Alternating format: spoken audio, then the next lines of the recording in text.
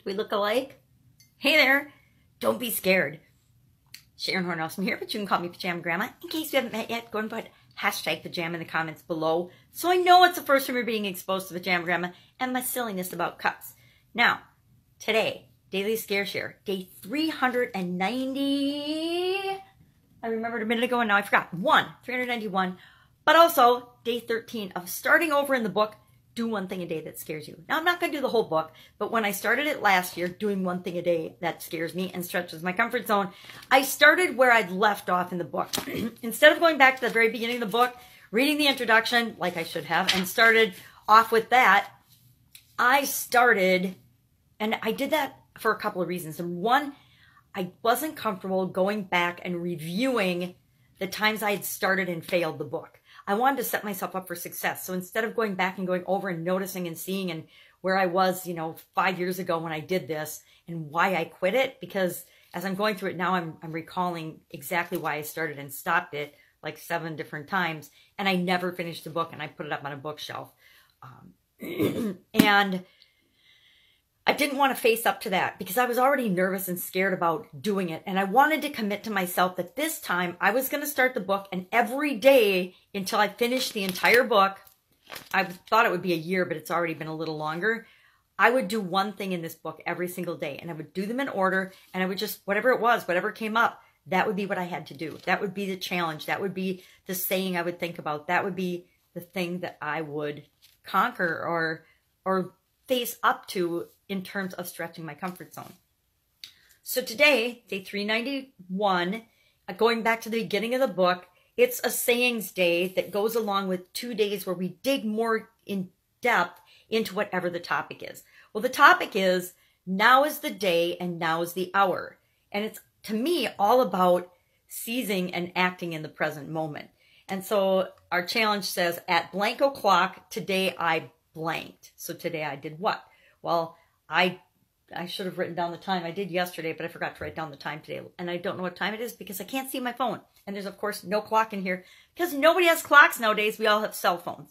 Now, we don't all have cell phones, so don't take me as absolute, but an awful lot of people have cell phones and don't wear watches anymore because we have the time at our fingertips. It doesn't really matter what time it is, ever, because now, right this instant, this minute, whatever you're doing is the only minute. Whatever you're doing, seeing, feeling, tasting, smelling, touching, this is the only moment we can experience. We can only experience this moment right now. So I wrote down, what am I going to do today at this very moment? And I'll write down the time as soon as I get off the phone of whatever time it is. I am going to listen to myself, listen to my gut, listen to my intuition, listen to what I call big me. I think that we're all made up of who we are on the surface. I call that little me, and this is just what I say. You can think of it any way you want, but I think of the me that shows up here in the world that everybody can see is me, but it's me with a little m. And the who I really am, who the complete all whole of me inside and out that nobody ever really sees. And frankly, I don't always see it because we aren't, as human beings, that self-aware that we actually understand and see all of the complexities that are who we are. And I mean, our subconscious, our conscious, our being, our soul, whatever that means to you. So I call that big me with a capital M, capital E. My soul, my being, my who, the entirety of my existence, I call big me. And so today, right now, I am going to listen to not just little me, but to big me. And I'm going to ask myself continuously, what feels right for me, both little me and big me? Because sometimes we'll do things that feel right in the moment, because we only make decisions and choices in this very moment. So sometimes we'll make rash or snap decisions, and then later on we'll find out, okay, that really wasn't good for big me. That wasn't really good for my soul. I've done that with a lot of things in my life. I've done that with relationships. I've gotten involved in relationships that seemed good on the surface, and then turns out they weren't good for big me, for my soul, for my inside, who I really am. I've gotten involved in businesses that I thought were good for what I wanted for little me. So businesses that made a lot of money, but weren't good for my values and soul, because our values, our core values, things that are important to us, we can't get away from those. We have to live consistently and congruently with those. But we'll make choices based on what we think the world thinks we should do, what we think that we should do based on the things that we've experienced and learned throughout our lives. And it's only after the fact, after we make this decision and this choice in the now, that we see the ramifications of those choices and decisions. And then we judge, well, that wasn't necessarily a great decision.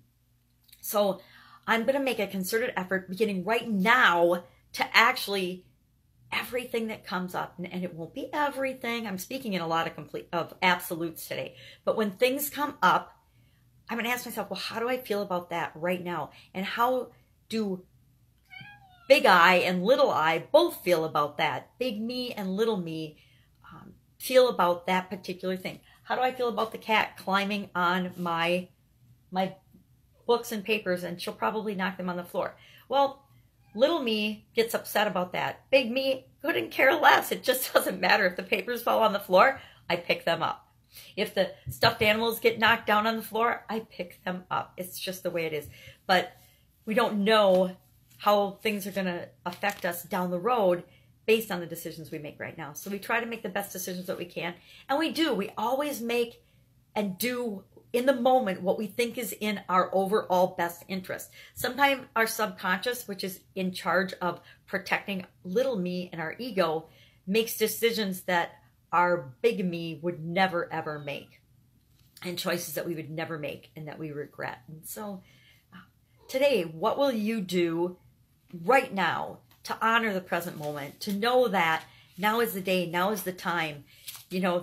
What are you waiting for? I ask myself that a lot. I'm like, whenever I need to make a choice or a decision and I'm not sure what to do, I'm like, well, what the heck are you waiting for, Sharon? What are you waiting for? Why aren't you making this decision now? And that helps me to get out of procrastination, which, to be honest, I'm still a huge procrastinator because things are scary. Life is scary. I'm going to say, don't be scared. Do it now. You got this. And I will, of course, be with you tomorrow.